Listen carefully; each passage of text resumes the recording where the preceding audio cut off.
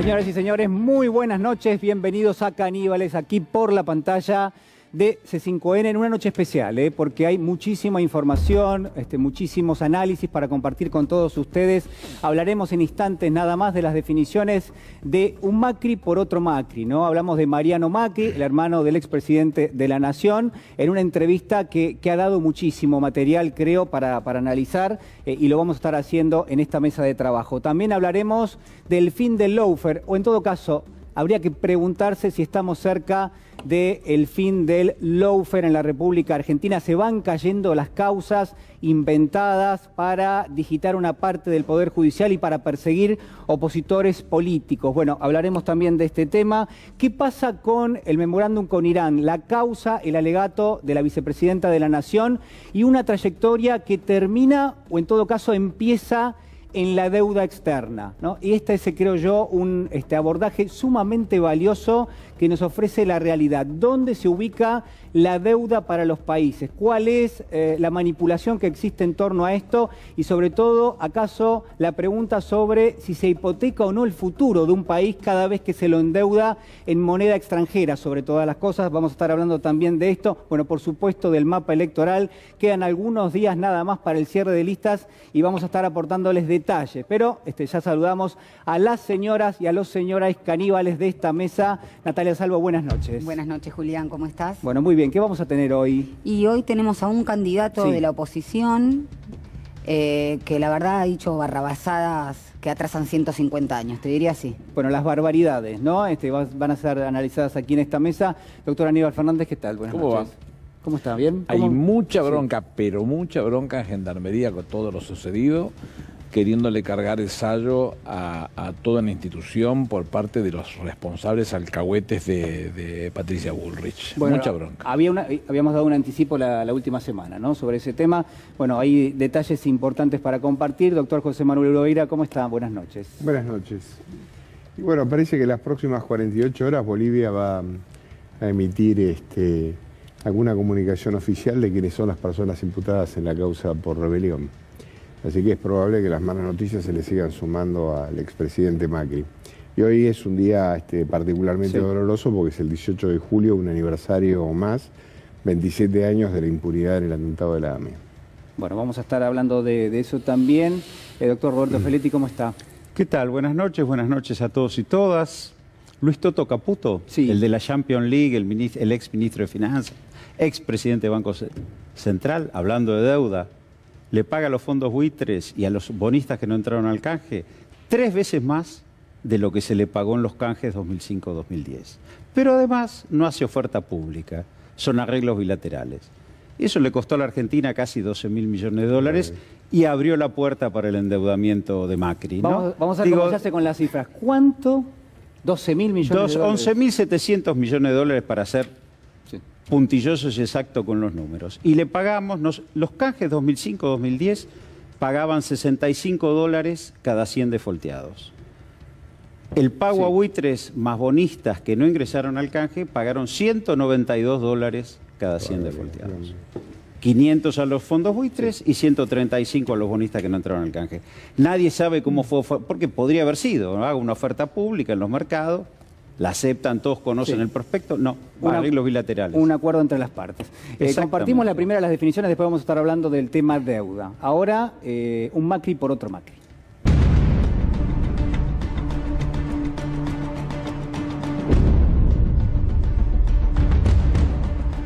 Bueno, y este es el momento caníbal. Mariano Macri, entrevistado por Fontevecchia en su edición de hoy, que dice, hay que desenmascarar a Mauricio, muy fuerte, ahora vamos a comentarlo. Es un personaje que se vendió con un marketing de algo que no es. Tuvo un comportamiento muy destructivo, de enorme autoritarismo, arbitrariedad y perversión. Me parece que Mauricio mostró mucha disposición al delito. A mi padre, yo personalmente jamás lo vi ni poner la opción de cometer un delito, ni tener conductas por el estilo. Bueno, contundente, yo no sé si ustedes lo vieron, calculo que sí, lo leyeron más temprano. ¿Uno puede decir que sorprende lo que dice Mariano de Mauricio o hasta ahí? Sorprender no puede sorprender porque es lo que es. Sí. es lo que Macri es eso. Es un corrupto, es un perverso, es un ruin, pero aparte, leyendo la nota, deja gráfico 3 temas que yo vengo multiplicándolo tantas veces como puedo, que son el correo, que es la autopista del Sol, sí, y que son los parques eólicos. ¿En qué sentido? Y que lo grafica como una de las cosas que a él le preocupan y que seguramente lo involucran, seguramente porque la parte que le corresponde no ha sido tenida en cuenta, pero muestra a las claras que en ese tipo de cosas que tuvo que participar este personaje lo ha hecho en forma deshonesta, no defendiendo los intereses de los argentinos. Estamos ante la caída de un régimen, me parece, ¿no? Es el derrumbe de alguien que quiso tener pretensiones refundatorias del país, acá venimos a hacer lo que hay que hacer, vamos a acabar con 70 años de historia. Y ahora todo el mundo le péguenle al muñeco, ¿no? Como dice Hueira, le van a seguir llegando malas noticias. Pero a ver, cuando decías la caída de un régimen, pensaba, yo creo que ¿es gente que está saltando del barco? Y yo creo que es gente que a lo mejor lo acompañó y que frente a la propia incapacidad de Macri de chocarla, porque en definitiva fue eyectado en primera vuelta del gobierno, empieza todo el mundo a abrirse. Todo el mundo a decir, qué malo que era este hombre, yo siempre lo dije. Natalia. Sí, Macri trata todo el tiempo de privarse de su propio pasado, del contrabando, de las causas que tuvo. Yo lo he dicho la otra vez, Macri es un cínico, tanto como empresario, como ciudadano, es un incumplidor serial. Y no es la primera vez que se pone de relieve su perversión. Hace poquito, en una entrevista, dijo, si no estás con el cambio, estás destinado a desaparecer. O sea que él tiene esa lógica de la supresión de lo distinto y del enemigo. Eso me parece que es un dato que obviamente tuvo trascendencia política en su gobierno y que ahora se ve fielmente. Una cosa es tener una política hasta conservadora y otra cosa muy distinta es la supresión del otro. Eso está en la entrevista. Sí, claro, lo eso dice. Es dedicado a extinguirte. O estás con él o te extinguías. Estás conmigo o estás con papá, le decía el hermano. Me parece que eso es que destacarlo. Yo me hace acordar esta novela de los Macri. Estamos en Orson Welles, falta que dirigiera esto, es Ciudadano Kane. Ciudadano Kane, claro. Es Ciudadano Kane. Es el final de todo un comportamiento atroz que después al final de la historia te viene a buscar. Entonces ahora lo que le pasa es que el hombre ha cometido tantos desmanes que finalmente se abrió la compuerta y ahora vienen todos. Sí. Entonces creo que también esto está favorecido porque la Embajada de Estados Unidos está soltando lastre en Latinoamérica. Creo que los marines no van a ir a Bolivia a defenderlo a Macri. Creo que está en una Me gustó la frase, perdón, de soltando lastre. Y están soltando lastre. Esto es un lastre. Hoy es un lastre. O sea, no es recogido ni por los propios, o sea, por toda la clase empresarial. Lo detesta Macri. Sí. Los traicionó de todas las formas posibles, pero ha traicionado a su familia, ha traicionado hasta los afectos más mínimos. Yo no tengo ninguna duda de que las historias familiares a veces suelen ser muy crueles, ¿no? Pero era innecesario decir que el padre se había muerto hacía un par de semanas. Sí, lo recuerdo. Y él salió a decir claramente que el padre era un delincuente. Cuando nadie le había preguntado nada, ni siquiera Majul, que no le preguntaba nada, sino que asoció libremente como estuviera en el diván. O sea que evidentemente es un personaje siniestro, me parece que es la caída de un régimen. Es que la clase empresarial, dos grandes crisis. El desmoronamiento de la dictadura cívico-militar, la clase empresarial dijo fueron los militares. En la crisis del 2001, la clase empresarial dijo fueron los políticos. Y ahora me parece que... ¿Pero esa clase empresarial formaba parte o le había dado origen, yo creo que había apoyado en la formación de esos sectores? Obviamente. De las dictaduras, siempre. Siempre, con la NUCE. Obviamente. Hay un señor Gils que es el que pasaba todos los días a buscar los deberes para hacer la NUCE. En este caso fueron muchos los que participaron. La presencia de Martínez Dios en el gabinete no era una casualidad. Y digamos esas eran fuerzas... los civiles. Sí. Fue siempre una situación creada por civiles con algunos militares. Pues sería injusto si no ser tan agresivo con la totalidad de un ejército que debiera honrar los preceptos sanmartinianos. No es exactamente así. Es una parte que acompañada por civiles o dirigida o conducida por civiles, lo que buscaba era su beneficio y ninguna otra cosa más, nunca beneficiar a los argentinos. Pero a ver, el grupo Macri se enriquece con la dictadura como otros grupos económicos argentinos. Es decir, por el mecanismo de la obra pública, por el transferir deuda privada que ellos toman y se la transfieren al Estado. vía seguros de cambio, vía directa estatización, y se conforma un nuevo poder económico en la Argentina, de los cuales SOCMA es uno de ellos. Podemos mencionar, y no es, digamos, Pérez Compán, Chint, SOCMA, Bulgerón, un montón de grupos económicos se benefician del proceso de transferencia de deuda. Bueno, vamos a hablar después de justamente del tema deuda, ¿no? Ahí. Sí, sirve para conformar. Y luego son parte de la discusión con la democracia en cuanto a preservar un conjunto de políticas. Los primeros 20 años entre 1983 y 2003, la democracia, los dos grandes líderes de esos periodos, Alfonsín y Menem, estuvieron muy condicionados en ese marco por políticas que terminaban... Se votara lo que se votara, el voto terminaba recuperado para el neoliberalismo. Claro. Eso fue la crisis del 2001. Bueno. A ver, otra frase, en este caso no de Mariano, sino de Mauricio.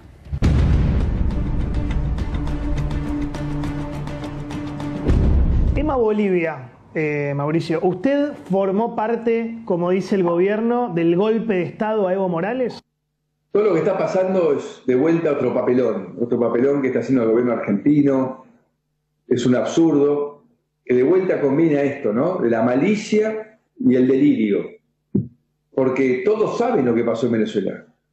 En Venezuela hay un expresidente que quiso reformar la Constitución otra vez para reelegirse.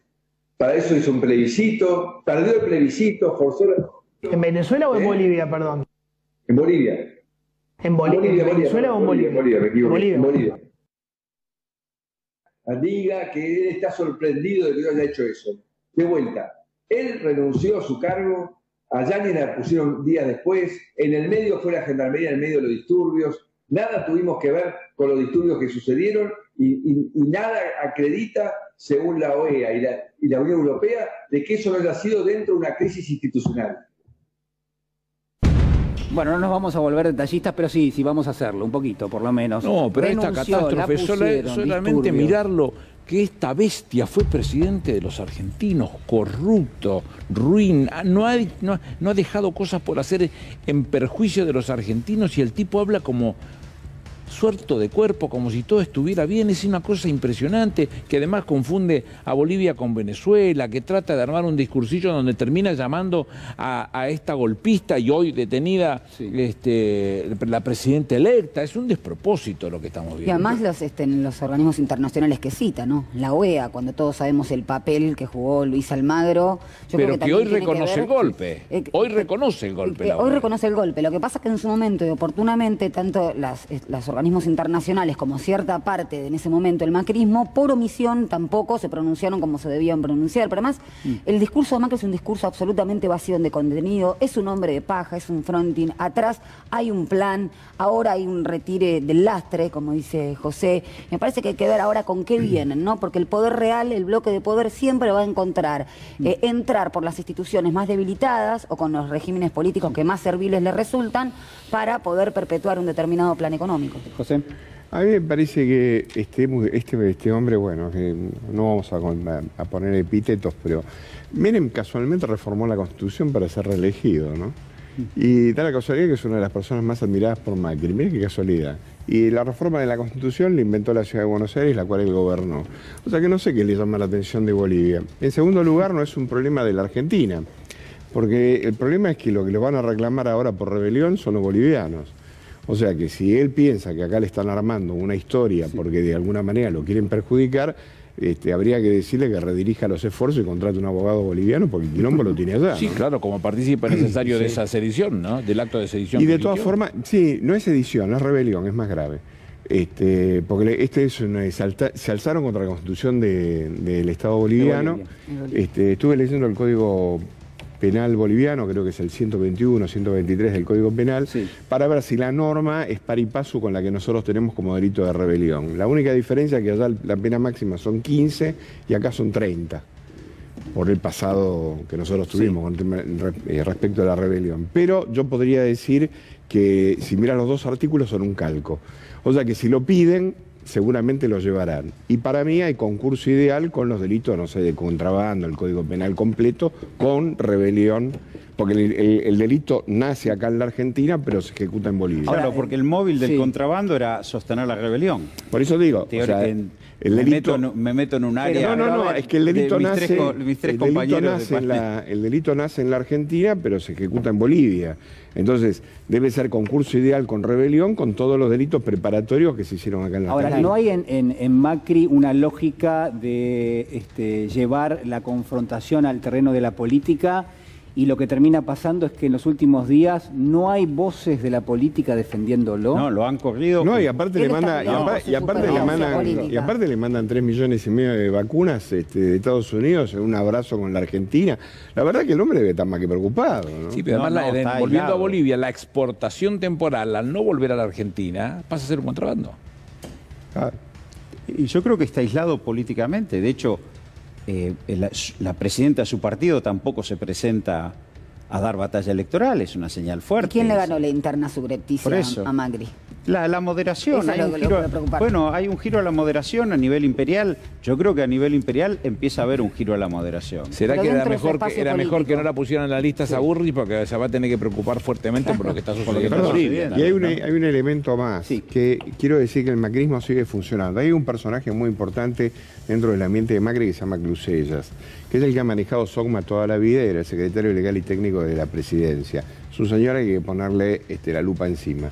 Pero en segundo lugar, la jueza Ciruli acaba de decir que la constriñeron a sacar esta resolución de la suspensión del tema de la quiebra del correo. O sea que el macrismo sigue operando. ¿Quién la constriñó? Entonces la pregunta Al es... tenemos Codini que lo obligar, esa es la constriñeron, pregunta. ¿Dónde al están Codini, obligados? según lo que contó Cristina, también lo obligaron a apretar a Alejandra Giscarbó. O sea que el macrismo sigue teniendo una influencia fuerte en el Poder Judicial. Es determinante, porque Exacto. si no... Estoy a punto de decir residual, la palabra clave, pero digo, no, Residual no sé si Además, es residual. esta negación, No, Macri no, también no. negó la existencia de un informe de la ONU de García Sayán respecto del plan estructural y sistemático que había de injerencia del Poder Ejecutivo en el Poder Judicial. Pero ¿se termina o no se termina el lawfare, digamos? Están cayendo las causas, pero lo, hay un- lo que quiero decir, Julián, es que ¿dónde hay un fiscal federal de la República Argentina que diga que una jueza comercial en un hecho de una quiebra de esta naturaleza, que es una cuestión grave, Sí. ella diga que está constreñida a resolver de esta manera y no hay ninguno que contrario interrogue a lo que con- dice la ley de concursos y y, quiebras. y ¿no? no, ve- y no venga Pero un la solo jueza- fiscal a preguntarle qué te pasó. Pero el tema es que es muy delicado en términos institucionales, ¿no? Claro. O sea, esto que vos decís, Julián, digamos, acá estamos escuchando que Macri llamó a funcionarios actuales para intimidarlos. Una jueza dice no puedo dictar justicia libremente. Roberto, también creo que Públicamente. tiene que Digo, ver... bueno, estamos en un problema serio Es de muy grave. manejo del Estado. O sea, está todo- Y está también todo quien en ocupa el vigencia. lugar de juez o jueza tiene que saber la envergadura del puesto que está del lugar o de la función pública que está cumpliendo, Está bien, ¿no? pero También, esta señora- independientemente y sin perjuicio de las presiones existentes. Bueno, sí, pero... O sea, se trata de una labor fundamental, ¿no? O sea, no es que te salvás porque decís me están presionando. Y no obstante, la ausencia también de un procurador, que sabemos quién es el que está Bueno. ocupando, el procurador Bueno, interino está sin bien. acuerdo del Senado. Un fiscal como Stornelli sigue actuando judicialmente. Absolutamente. Digo, Cuando un está funcionario que procesado- está procesado tiene que ser separado de su cargo. Y por la ley de procesado ética. por delitos, Él como sigue lo dijo trabajando. Cristina, por delitos que tienen que ver con su función. Claro. Ahora, ¿no es el propio Poder Judicial el que debiera estar interesado en Acá generar este tipo volvemos Absolutamente. A la autodepuración. Porque A la la situación autodepuración, los lleva, eso a es lo todos, milico. los lleva a todos puestos No sé, yo no de decía la misma autodepuración, manera. pero digo... No es la pero responsabilidad. Yo no estoy de acuerdo con la Hay que autodepuración. dejar los zapatitos en los reyes que van Hay a venir. responsabilidad de los otros poderes. Sagüez, Néstor Sagüez, que es un constitucionalista rosarino, no peronista, Sí. Él dice que cómo tiene poder político la Corte, lo he repetido muchas veces, pero me parece que es importante hacerlo. Tiene poder político cuando es respetado por los otros poderes. El poder legislativo, el poder ejecutivo, ¿respeta esta Corte? No. Entonces, ¿cómo se resuelve eso? ¿Cómo se conquista ese poder político? Bueno, lo primero que habría que hacer es ser, por lo menos, deferente con los otros poderes. Bueno, cuando fue el tema de Amado Boudou, le aplicaron el 280 y el 280 no se aboca, y al no abocarse ya quedó firme la sentencia de la alzada.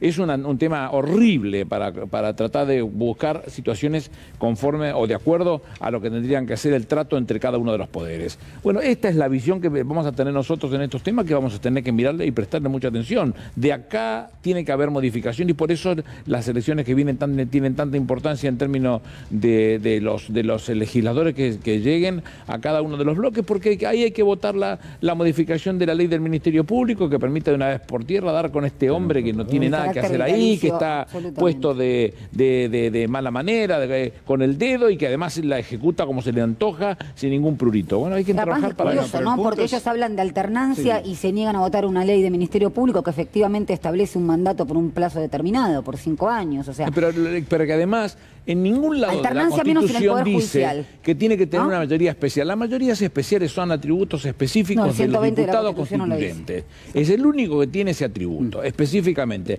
Si la situación esta no dice la Constitución que tenga que ser por una mayoría especial, no tiene por qué ser por mayoría especial. El tema es si se define al Poder Judicial como una corporación, como en su momento se definió el partido militar. Bueno, ¿no? pero eso sería estar aplicándole a todos un común denominador que me parece que no tienen. No lo tienen, pero el tema es, el tema es si el Poder Judicial se va a reservar el derecho a intervenir políticamente o no. Eso es lo que. Pero ahí vuelvo esa es la definición. A lo que marcaba Aníbal, ¿no? Hay una Corte Suprema, digamos, en la medida en que uno mira a la Corte Suprema. Si la Corte Suprema no tiene una relevancia o no gravita de la forma que tiene que hacerlo, ¿qué queda para los distintos cuerpos? Seguí mirando, me dice bueno. Seguís participando. Sí. Bueno, ya estamos como para abrir la charla de Quincho, me parece. Señor director.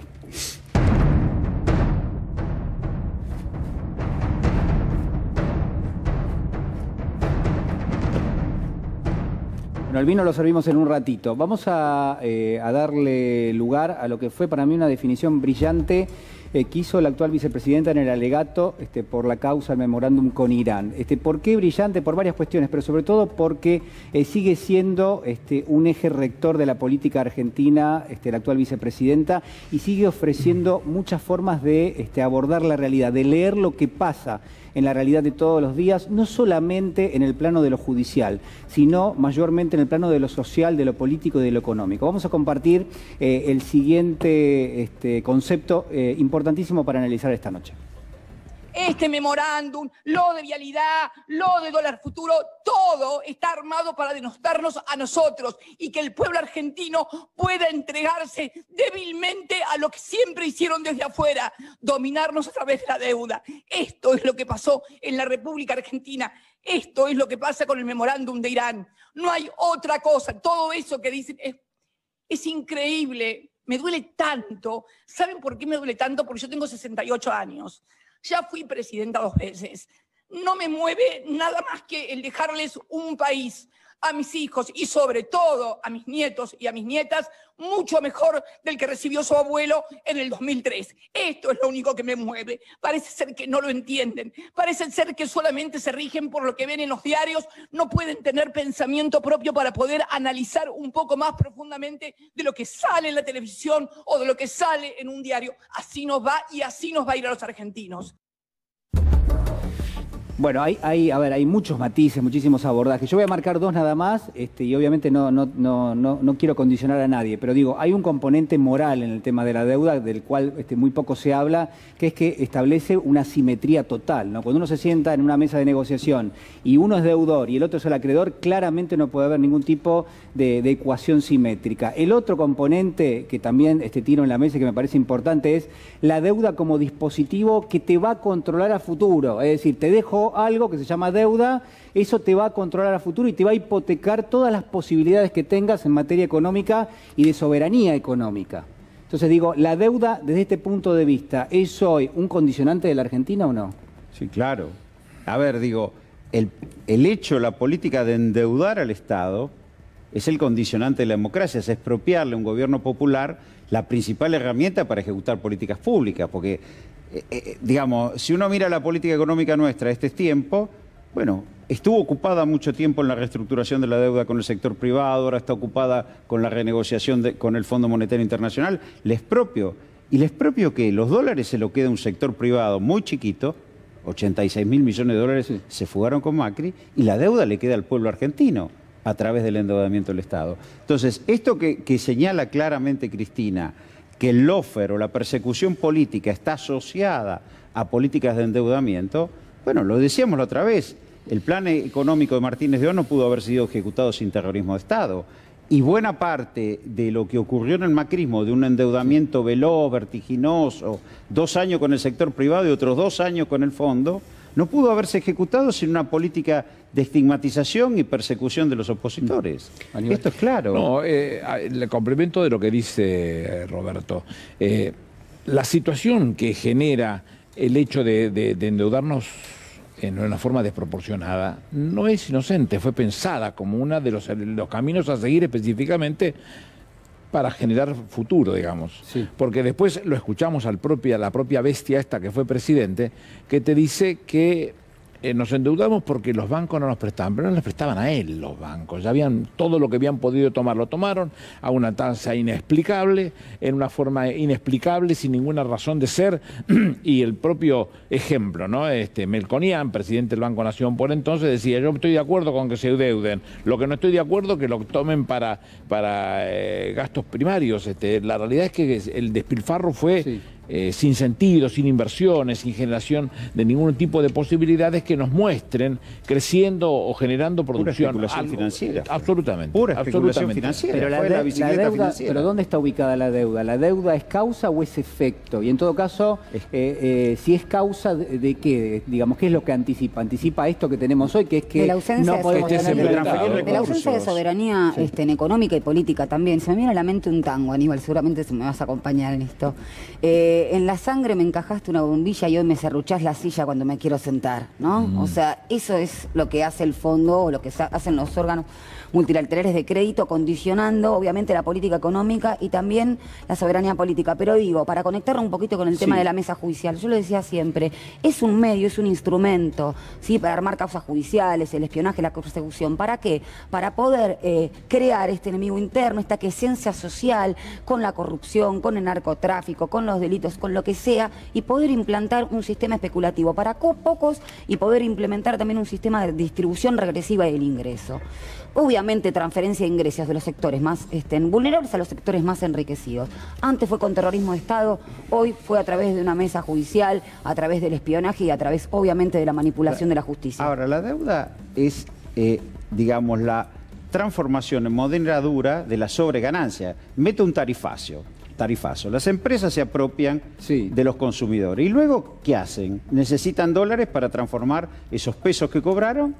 ¿Y quién provee esos dólares? ¿Los exportadores? No, lo provee el Estado. Se los regala a través de la bicicleta financiera. Digo, porque no es que la deuda, por ejemplo, vamos a poner el Fondo Monetario Internacional, para estabilizar la economía, que ese era el stand-by, el acuerdo. Hubo dólares que se quedaron en la reserva de Banco Central. No pasó eso. No, pero por otra parte... Eso hubiera estabilizado. El artículo sexto del Estatuto del Fondo Monetario prohíbe específicamente tomar deuda para que pueda fugarse, ¿no? Ahora, yo quiero citar esto del pago a buitres, porque es una cosa... Digo, el haber sacado del país 11.700 millones de dólares sin hacer una oferta pública de pago, digo, canje 2005, canje 2010, actual reestructuración, todo fue por oferta pública. Se cursa la oferta por los mercados financieros, los que aceptan mandan los bonos viejos, se le acreditan los bonos nuevos y todo el mundo sabe qué pasó. Ahora, ¿por qué pagamos? Es como si, che, Aníbal, ¿te sobran unos bonitos argentinos? Bueno, yo te los compro. ¿Cómo es eso? Digo, y no se discutió eso. Bueno, también... y eso abrió la puerta del endeudamiento generalizado, por eso fue rápido a principios del 2016. Y con el mismo patrón, te agrego, se colocó deuda, el bono centenario, se colocaban a 2 o 3 inversores institucionales. Que después terminó tomándolo con Noctua en su propia empresa. Julián, ¿sabes dónde está el condicionamiento también? ¿Qué pedían en el 2017 y el 2018? La reforma laboral y la reforma previsional. Ahí está el condicionamiento. Bueno, también. claro, exactamente. De eso es de lo que seguramente estaremos hablando de aquí en adelante, ¿no? Porque parece mentira, pero gran parte de la agenda económica de la Argentina hoy es cómo se cierran los acuerdos de deuda y en qué medida le habilitan a la Argentina la posibilidad de no pagar esas cuotas que son impagables para tratar de poder generar algún tipo de política. Hoy el camino es inclusiva en nuestro inverso, país. no solamente buscándolo por la cuota, que no se va a hacer tan fácil, porque el fondo tiene desde los acuerdos de Bretton Woods la misma forma para No cobrar modifica siempre. nunca, ¿no? Lo que sí se puede conquistar es reducir la tasa de los intereses que se está pagando, que creo que es 3.7 a 1 punto. Esto es un tema de los que discutió Guzmán en Italia los últimos días. El tema es que si se agregan los vencimientos de deuda a los vencimientos de la reestructuración con el sector privado, empezamos a ver ciertos problemas de insustentabilidad del sector externo dentro de 3, 4 años, ¿no? Digo, esta es una discusión. Quisiera Yo comparto agregar lo que dice Aníbal. algo que realmente debería conmover, porque en verdad toda la intervención de Cristina Fernández fue mezclar un hecho doloroso, que son 85 muertos, que fue el atentado de la AMIA, y terminamos de alguna manera justificando determinadas acciones para que los fondos buitres intervengan en la política económica de la Argentina. Ella lo que hizo fue el correlato, porque en un momento terminada la intervención dijo, bueno, ¿y para qué se hizo todo esto? Esto se hizo fue pura y exclusivamente una causa armada a los efectos de debilitar cuál era la política argentina. Aparece el tema del suicidio de Nisman transformado en un homicidio, la gendarmería que arma una pericia, y toda esta estructura del memorándum no es ni más ni menos que una remisión concreta a tratar de condicionar la política de un gobierno y a criminalizar nada más ni nada menos que un presidente de la nación. Extraño muchísimo a todos los diputados y senadores que levantaron la mano votando el memorándum y que no acompañaron en la Ahora vida. tenés uno. Bueno, por eso. Yo lo voté. Bueno, está bien. Ustedes votaron el memorándum. Sí, claro, Claro, lo votaría 100 veces. Lo votaría de nuevo, Y lo votarían de convencido. bueno. Pero yo lo que extraño muchos diputados y senadores que frente a estas circunstancias tendrían que haber hecho una enorme manifestación pública. Porque realmente es un Porque hecho... ellos también están allí, ¿no? En O el sea, caso, digo, y en porque... general, sí. No, bueno, pero No están, pero la sí. presidenta, por el artículo 99.11 de la Constitución, tiene derecho a firmar convenios con otros países soberanos. Lo hace, pero es imperfecto. ¿Cómo se perfecciona? El primer paso de resolver una imperfección es por el voto de las cámaras. Y en el caso de Irán, tengo entendido que lo resuelve el Ejecutivo, pero no importa, las dos tienen que internalizarlo. Y el segundo paso, ya resuelto todo el tema, es presentarse los dos países ante Naciones Unidas para reconocerlo como tal. No se sucedió nunca eso. Por eso es ridículo, lo dice Cristina con esa verba y esa capacidad para explicar las cosas superlativas que tiene y lo deja más claro lo imposible. Yo lo que apuntaba es a lo siguiente. Yo llevo, desde el año 2003 hasta el día de hoy, llevo 18 años en la causa AMIA. Fui abogado defensor y ahora soy creyente. Se montó una estructura de una causa para no averiguar absolutamente nada. 45 días antes del atentado, la CIDE tenía pinchados los teléfonos de la Embajada de Irán y nunca se aportó eso. O sea, todavía no sabemos ni podemos identificar. 45 días antes del atentado, nosotros... De vuelta, a ver. 45 días antes del atentado, el Servicio de Inteligencia del Estado argentino tenía intervenido los teléfonos de la Embajada de Irán y los de Cuba. Los de Cuba, los cubanos no tenían nada que ver, pero ya que estábamos de paso, le damos información al colateral que es Estados Unidos. Sí. Pero esos de Irán, esas 45 días de escuchas, nunca aparecieron. Y cuando yo le pregunté a Estiuso dijo que se los habían remitido a un colateral para traducción, porque en la Argentina no existían traductores de farsi. Entonces, el plan con respecto al tema de la AMIA fue diseñado desde el primer día. No se habían volado los humos del escombro, y ya había un cable del embajador argentino en Israel que le señalaba al gobierno argentino que venía un representante del gobierno israelí para consensuar la respuesta y que se iba a hacer pública en el programa de Bernardo Neustadt. Siempre hubo traductores de farsi en Argentina, ¿eh? Bueno, yo te estoy contando lo que dijo Estiuso. Entonces, eso lo dijo en el juicio y está grabado. Entonces, a lo que voy es que, ¿qué es lo que arman? Una gran operación que es el suicidio de Nisman transformado en homicidio. Automáticamente criminalizan a la presidenta de la República, inmediatamente montan toda una operación con respecto al tema de Irán y criminalizan a un Estado donde hasta el día de hoy no hay una prueba fehaciente concretamente con respecto al tema de Irán.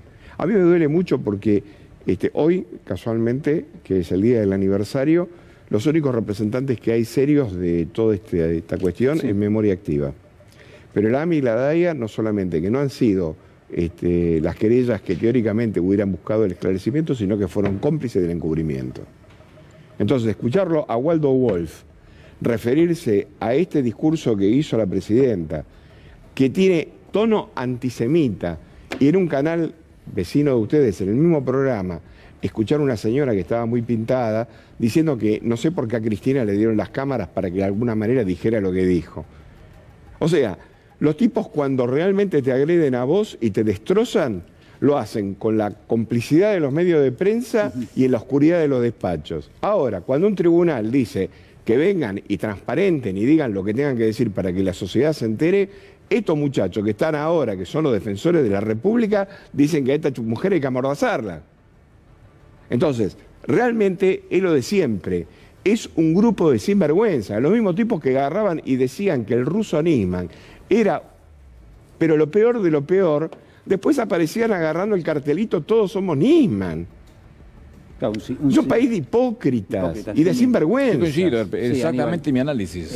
Yo te vi durante la semana también muy conmovido por recordar a Héctor, ¿no? También a Héctor Timerman. Sí, es muy difícil explicarlo eso.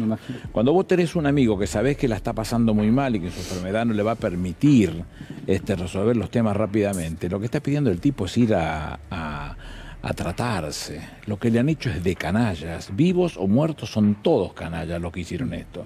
Que no hay que perder. Si hay un Dios, que lo hay, por supuesto, se va a ocupar de ellos. Dios no quiere cosas puercas. No puede haber gente que haga ese tipo de maldad y hacer perder la vida a un hombre, a un buen tipo, y que además era judío, orgulloso judío, defendiendo los intereses de los que en definitiva fueron la mayor cantidad de personas que perecieron en AMIA.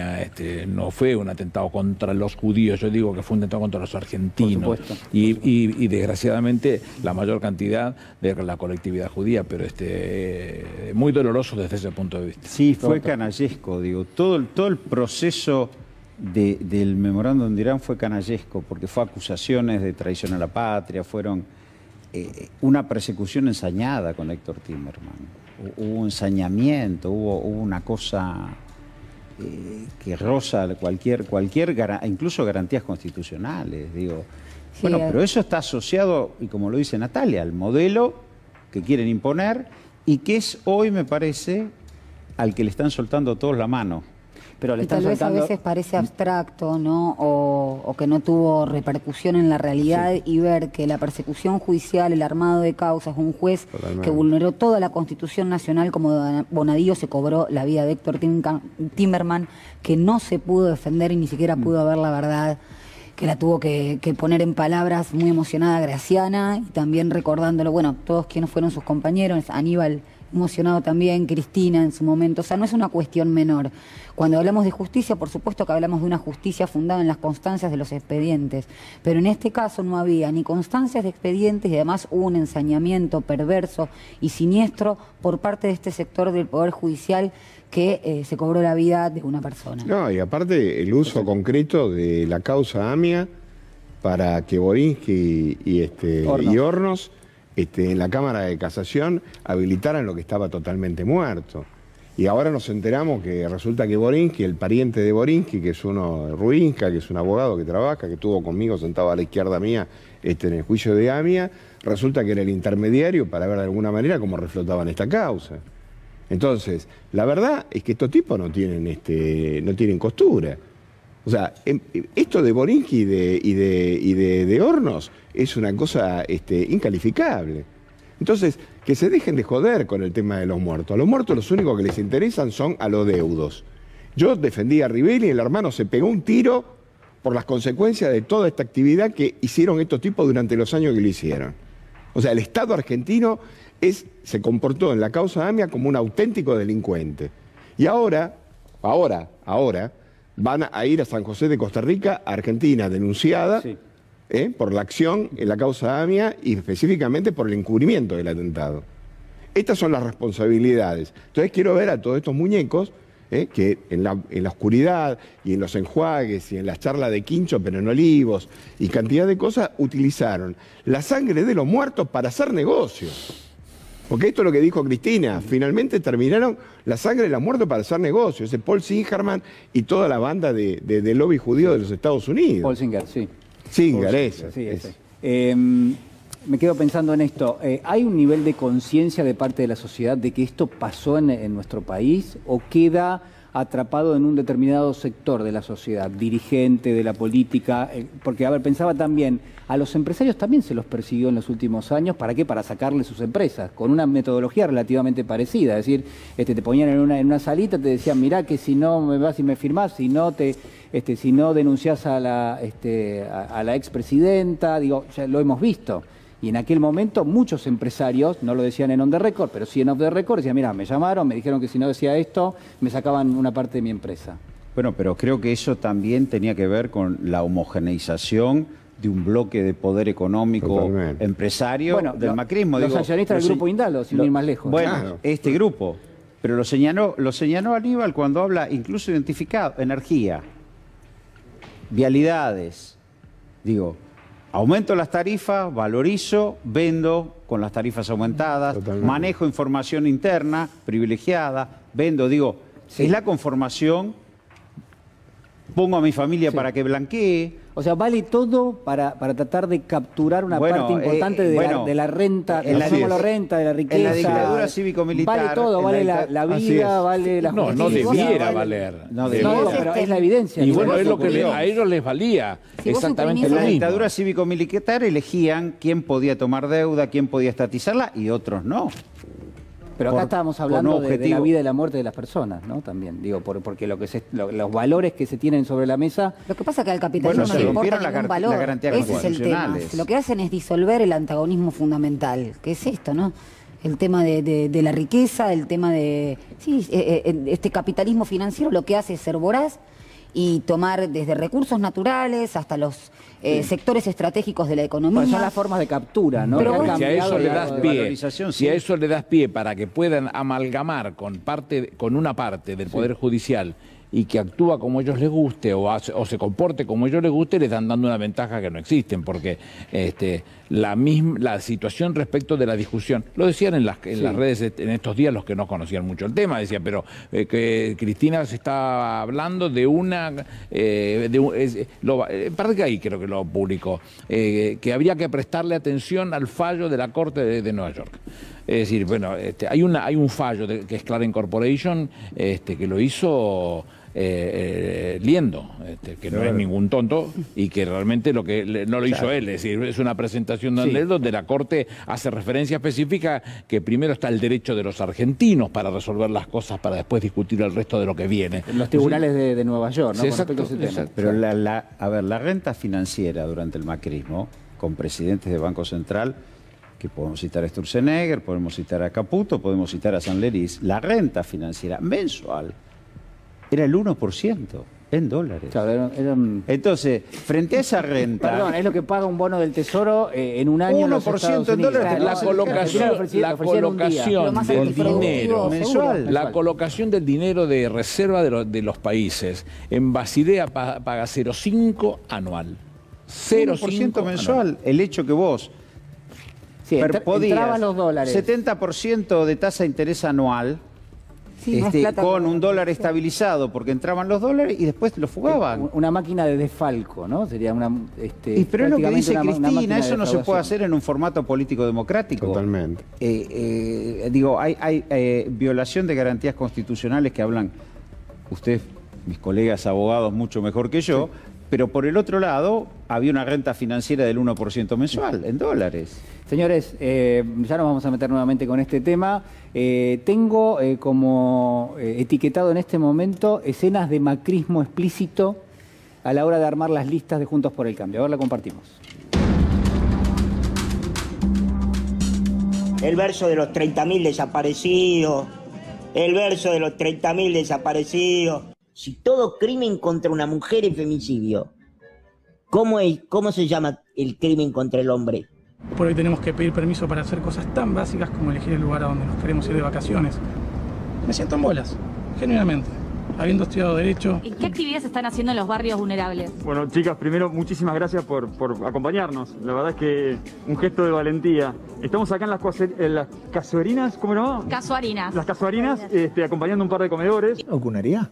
¿Con cuál vacuna? La rusa es la que tiene la Argentina. No, con la rusa no me vacunaría porque es una vacuna que no tiene datos. venía un pibe de 14 años y el primer laburo era de aprendiz. Y el pibe se metía y aprendía el oficio y después tenía una carrera. Hoy ese dueño de ese taller no se anima a contratarlo al chico de 14 años porque tiene miedo de que lo tratan como una multinacional, después tenga un juicio, después tenga una situación de la cual no sabe, cree que se va a comprar un problema. Y entonces a ese pibe que tiene 14 años le dicen, yo te ofrezco un laburo. Acá no hay ningún problema de contrato, de nada, quédate tranquilo, toma, son a veces 20.000 pesos, que uno piensa, para ellos es un montón porque él nunca vio 20.000 pesos en su vida, un pibe de 14 años. Bueno, acá ya los comentarios realmente nos exceden. Yo no sé con qué es un menú amplio, es muy bizarro, pero bueno, no sé con qué quieren arrancar. Bueno, para la preocupación, lo mío es, la verdad, es preocupación de que todos estos son candidatos o precandidatos que van a ejercer un lugar, en términos generales, en uno de los poderes de la República y que, en general, si uno tiene en cuenta lo que acaban de decir, bueno, pasan por encima muchísimas cosas, principalmente los derechos más básicos que tiene una sociedad. No, el examen médico. Y son antiderechos, además. Pero además... No, vos decís el examen... psiquiátrico. Ah, eso decía. Claro, sí, pasa por los médicos. Un profundo desprecio por lo que están haciendo, además, porque que uno vaya un sábado a la mañana a un lugar que no conoce y que le parezca que eso es un gesto de valentía, es medio pelotudo, ¿no? Y es la política de la ONG, ¿no? El desprecio de la política viene de la mano de la empresarialización de esa política a través de una figura anodina, como una ONG o los que vienen por fuera de la política. Pero déjame, por lo de tetas no lo puedo dejar pasar. Lo de Martín Tetas, sí. Sí. Me hace acordar al debate que hubo respecto de cuando era el tema de Chagas Massa y la enfermedad de Chagas, que hablaban de cómo van a destruir nuestros ranchos autóctonos, ¿no? Cuando lo que se quería era, obviamente, estar en contra de la pobreza. Este hombre lo que quiere es el trabajo infantil. Cuando esos sectores que también lo impulsan, como por ejemplo el trabajo rural, un 18% de trabajo infantil, está absolutamente penalizado, y lo que quieren es volver 150 años atrás a una etapa preindustrial donde laburen los pibes, se labure 18 horas. La verdad es tremendo, está en contra obviamente de la ley de contrato de trabajo, está en contra de los tratados internacionales de protección de los derechos del niño y también todo lo que tiene que ver con... Ellos van contra el Estado social, lo que quieren es mano de obra barata, aumentar la tasa de ganancia, y son los mismos que dicen que se cortan un brazo para no ir a laburar o para cobrar una indemnización. Algo que me hacía ruido cuando lo escuchaba a Martín es que lo utiliza como una especie de contrapeso de que, bueno, de que los empresarios hoy no tienen las garantías necesarias para tomar mano de obra, ¿no? Perdón, Julián, pero si los empresarios cumplen con las leyes, que son no es nada, o sea, tenemos un artículo 14 bis que también es producto de una dictadura militar, no van a tener ningún problema, no hay industria del juicio, lo que hay es industria del incumplimiento contractual. Por supuesto que particularidades o cuestiones hay en todas las disciplinas, pero yo no lo sé hablar de la industria del concurso y la quiebra fraudulenta. No, claro, José. Sí, me parece que lo que expresan es lo que en alguna manera es el votante del macrismo, ¿no? O sea, la burguesía y el medio pelo argentino, que banca todo este tipo de cuestiones. O sea, para ellos, si volviéramos al siglo XIX con los pibes trabajando en las minas, estaría bárbaro. Un pibe de 6 años puede entrar perfectamente al socavón, ¿no? Ahora, total, no sé si reírme o llorar, y no, pero me mencionás a Jaureche y me acuerdo de Aníbal. Pero es real lo que dice Gallego. Pero Tetas, además, no nos olvidemos que fue uno de los mentores y de los defensores acérrimos de los préstamos UBA. UBA, claro. ¿Solamente de los préstamos UBA, te pregunto? No, pongo un ejemplo. Pongo un ejemplo del gobierno de Macri y ahora es un negador del gobierno de Macri. Ahora es Ubita. Niega el gobierno. Pero perdón, seguí, Aníbal. Yo tuve una pelea por Twitter con Tetas y no me podía decir... Niega. Sí. Hoy es alguien que dice, Macri se equivocó, yo no tuve nada que ver, hizo todo tipo de pronósticos fallidos, anunció que la inflación bajaba cuando estaba en plena suba, anunció que el dólar iba a estar estable cuando se fue a 40 pesos, bueno, está bien. No pudo explicar algo tan básico de por qué en todas esas políticas futuras y de buenos augurios que él planteaba perdimos un 19 puntos de poder adquisitivo del salario y aumentamos un 5,9 a 10,6 el desempleo. Bueno, a ver, nos quedamos con algunos datitos, hacemos una pequeña pausa y ya regresamos.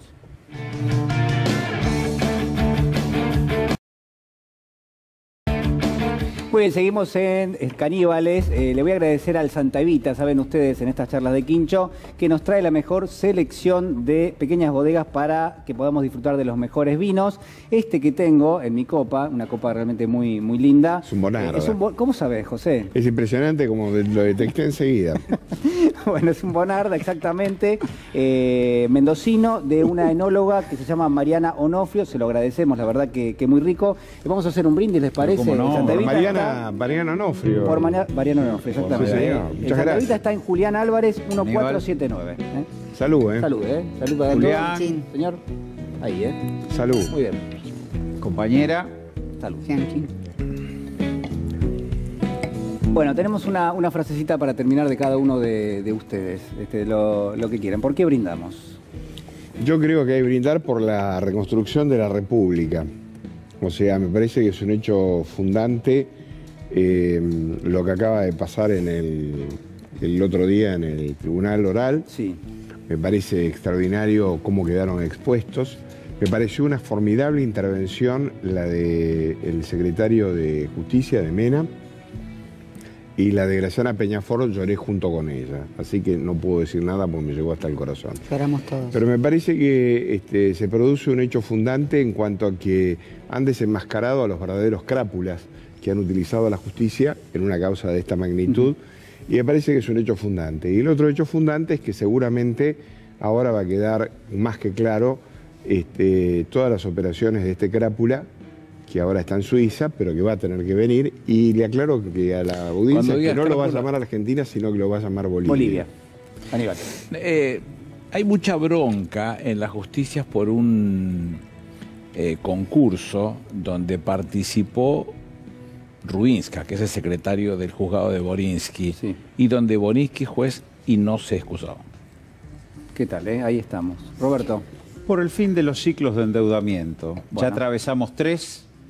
Uno nos costó las empresas públicas, sí, el otro la crisis del 2001 y el tercero el macrismo. Tratemos de que no termine esto. Muy bueno eso, muy bueno. Yo brindo por algo en particular, que no haya más negadores de los femicidios como este señor que vimos recién, porque cada 31 horas muere una mujer en la Argentina producto de un femicidio y ya llevamos hasta el 12 de julio 137 femicidios. Así que por la condena y el repudio absoluto por este tipo de personajes. Pero lo primero que hay que hacer es no callarse.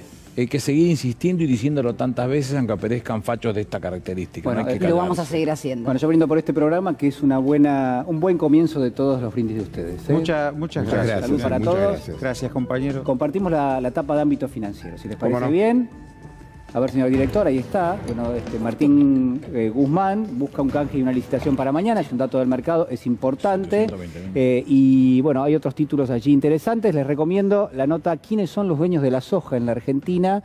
Las empresas exportadoras. Les está yendo muy bien a todos, quiero decirles, porque por más que hay movilizaciones del campo, cuando uno ve la campaña es récord en el trigo y también les está yendo muy bien en términos de la exportación, hasta a partir de lo que es la recomposición del comercio exterior y por otro lado, Yo fundamentalmente lo festejo, los precios. Yo No, lo por festejo, supuesto. No, me siento, no soy de esos tontos que piensan que cuando estás discutiendo sobre medidas de políticas públicas específicas y que los que se hacen llamar el campo como si fuera una entelequia, digamos, pero que son productores, me parece estupendo cuando le va bien y lo Así disfruto. es. Las exportaciones totales, a mayo fueron 24% más que las del año pasado. Bueno, esto es importante, sobre todo para romper un poquito el relato de la crisis económica en la Argentina. Obviamente hay una situación social importante que hay que atender, pero al mismo tiempo hay factores, hay elementos para hablar de una recuperación económica muy consistente, muy fuerte. Vamos a seguirlo en detalle. Espero que lo hayan pasado bien. Nos reencontramos el próximo domingo, ¿les parece? Me parece extraordinario. Bien, bueno, nos reencontramos el próximo domingo. Chao.